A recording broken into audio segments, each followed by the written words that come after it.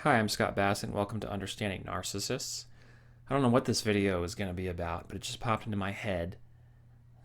Two words: broken narcissists. I don't really like saying those words. I think they're accurate.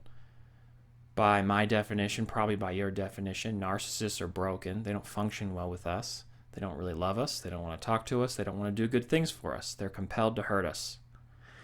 And they're especially broken in their parasitic nature in their approach to everything, because they're not really independent. You don't see narcissists out in the wild on their own. Not really. And if they are, they're looking for somebody. But most narcissists walking around, they've already got someone they're living off of in some way that they're emotionally draining and abusing and hurting. And they probably have multiple people for different spheres and aspects of their life. So broken narcissists. Another thing that kind of set me off about broken narcissists is that makes me sensitive to it is that I know how they respond, which is very negative. They wouldn't want to be called broken or defective in some way, because that's a deep-seated and deep-rooted fear that they're irredeemable and they can't change. Or really, that doesn't bother them. They're not worried about that because they think they're superior to us the way they are in their special way. But they are afraid that they're broken, that they're not actually special as they tell themselves, that they're actually something's just defective and can't be fixed.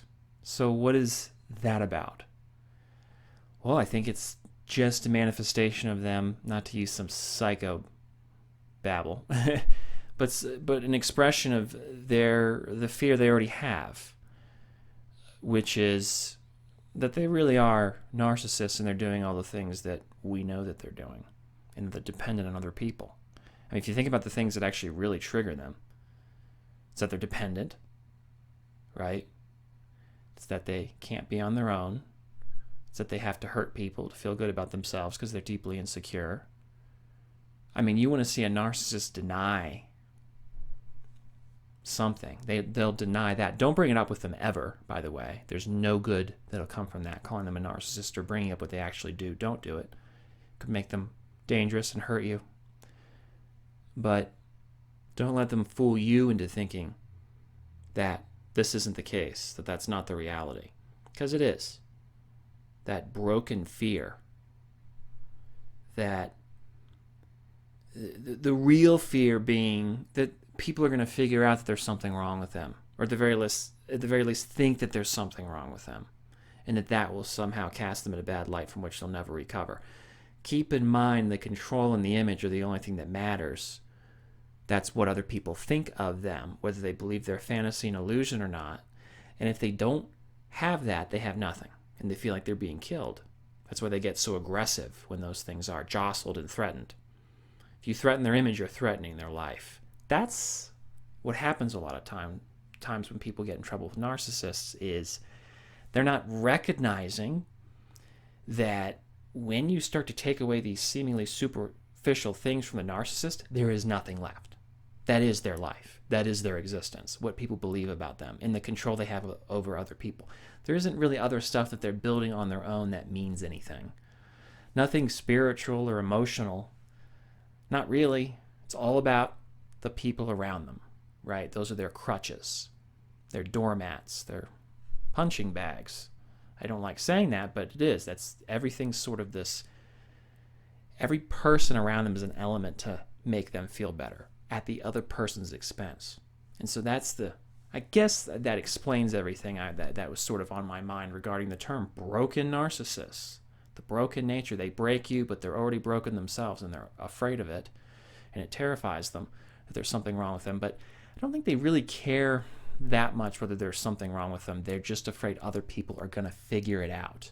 And then that's going to mean something where they lose all their control. The narcissist loses everything they have, which is you and the people around them that believe everything. It's all that belief and that control. So you don't really want to shake those foundations ever in a superficial way. As in, yes, you have to reduce the narcissist control at some point over you.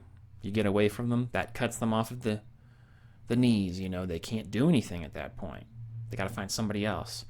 But only do it through the action, the actual implementation of something at the time you think it's safest and best to do so, when you have the best chance of getting away. That's what you do. You don't threaten any of their stuff at a superficial emotional level by talking about it or doing something in the open. Most of what they want is superficial and nonsense. It does brainwash you and hurt you and bring down your life. But you don't ever want to mess with that broken part of them. You don't need to. You just need to take action at some point for yourself. So I hope this video helped you in some way. I hope you like it. Like the video and comment, and maybe share it with somebody you might like, and subscribe to the channel. So thank you so much for watching, and I'll see you next time. Bye.